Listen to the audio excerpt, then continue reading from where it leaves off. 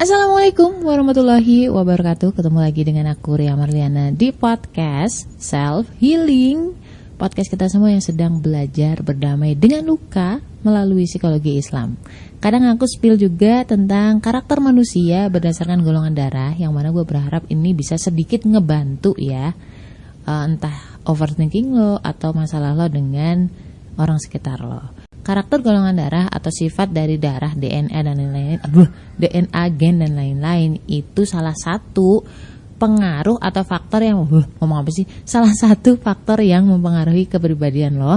Cuman bukan satu-satunya, ada banyak. Nah, ngomong-ngomong soal golongan darah nih, gue kan seringnya di TikTok ya kalau ngomongin masalah golongan darah.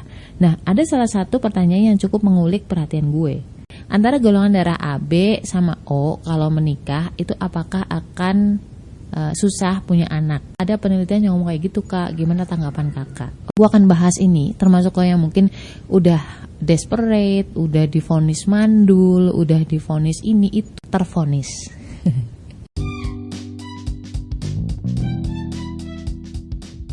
Kenapa sih golongan darah B itu pelupa, susah banget ingat nama? Orangnya juga cuek, gak pekaan, gak perhatian. Kenapa coba? Bedah itu semua dari buku cerita tentang karakter golongan darah B dengan judul Beauty in a Beast. Order sekarang, link di bio ya. Sebelum gue ngomongin langsung ke pokok permasalahan, gue pasti akan ngomong basa-basi busuk dulu ya. Kita harus pahami dulu apa sih sebenarnya penelitian itu, apa sih teori atau fakta ilmiah tersebut ya. Jadi kalau kalian mungkin S1 atau bahkan D3 itu sudah ada yang namanya metode penelitian. Di situ ada sampling ya.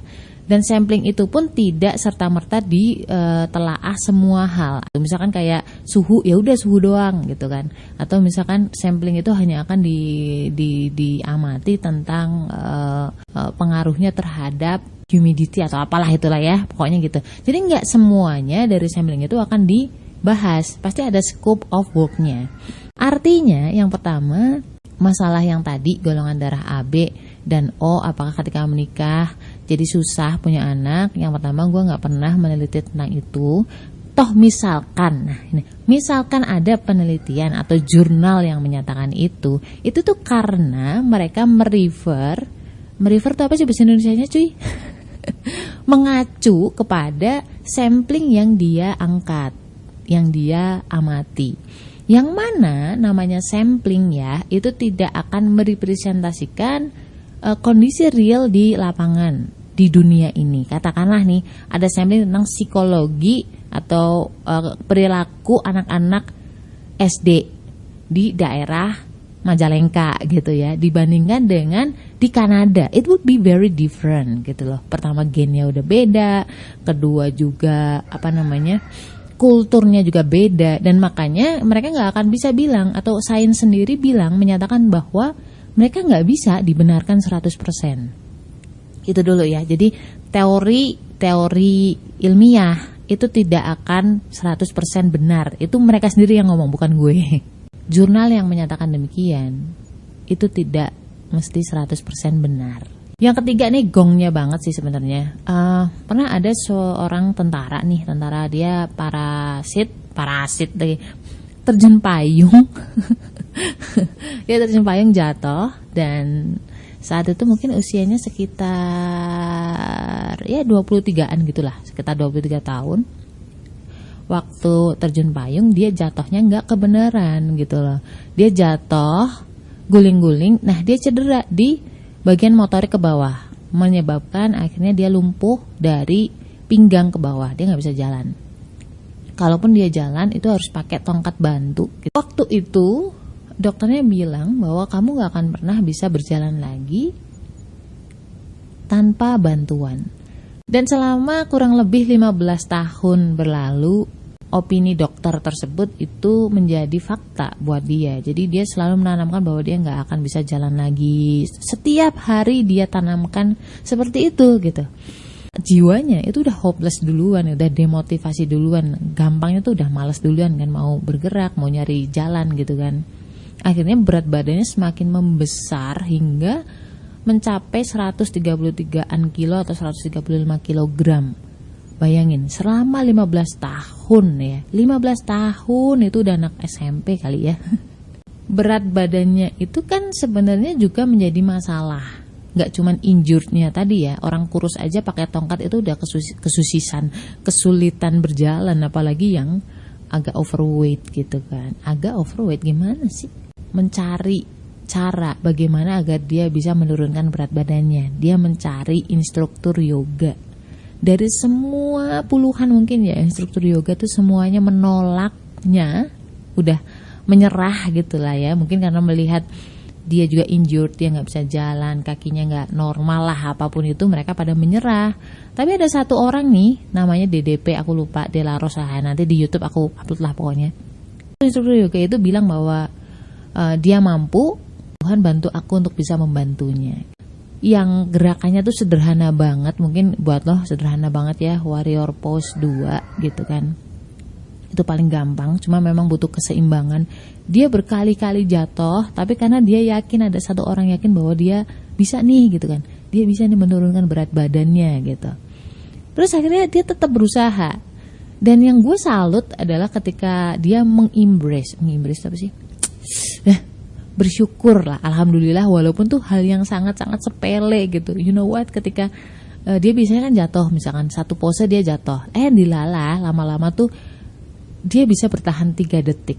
Dan buat dia itu sesuatu yang pencapaian yang sangat luar biasa, Masya Allah gitu lah ibaratnya kan. Dan dari situlah dia merasa bahwa kayaknya aku bisa nih.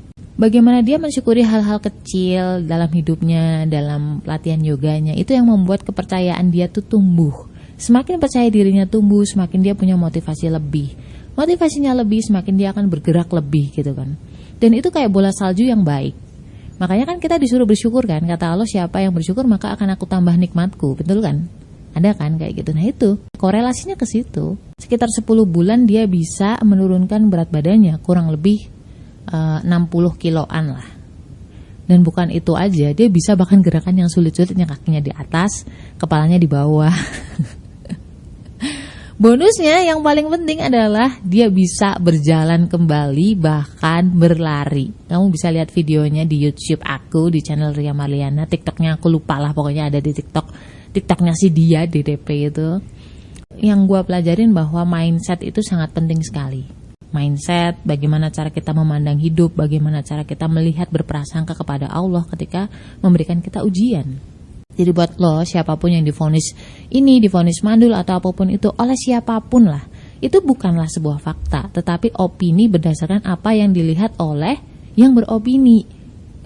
Carilah satu pihak yang bisa membuat kamu merasa percaya diri. Jangan fokus ke pihak yang negatif, karena apa? Satu orang negatif aja itu udah bisa mempengaruhi kita loh. Kalau misalkan gak ada orang yang bisa membuat kamu positif, berarti itu saatnya kamu alhamdulillah, dan saat inilah aku bisa mencari Allah gitu. Karena kita kan lupa sama Allah ya, terlalu nyaman dengan manusia sehingga merasa bahwa kita gak butuh Allah. Padahal salah banget. Pepatah bilang bahwa kita akan dibikin gak nyaman di dunia ini dengan gesekan oleh sesama manusia. Memang dibikin begitu. Why? Biar kita gak nyaman dan akan mencari Allah. Karena orang kalau udah nyaman itu malas gerak. Rasulullah tuh pernah nanya ke para sahabat, tahukah engkau siapakah yang mandul? Para sahabat tuh jawab, orang yang mandul ialah orang yang gak punya anak ya Rasul. Enggak, lalu Rasul bersabda, orang yang mandul ialah orang yang mempunyai banyak anak, tetapi anak-anaknya tidak memberi manfaat kepadanya sesudah ia meninggal dunia. Ya, jadi soal penting mana opini tetangga, opini teman-teman lo yang negatif atau pendapatnya Rasul. Banyak kejadian kok di mana orang udah divonis mandul ya, bahkan istrinya Nabi Zakaria yang udah 65 tahun akhirnya punya anak. Beberapa fenomena dari rekan-rekan gue, saudara-saudara gue dan orang-orang yang dimana dia tuh udah hopeless banget nih ya kan, udah nungguin anak lama ya kan, sampai dia lupa akan wishnya itu.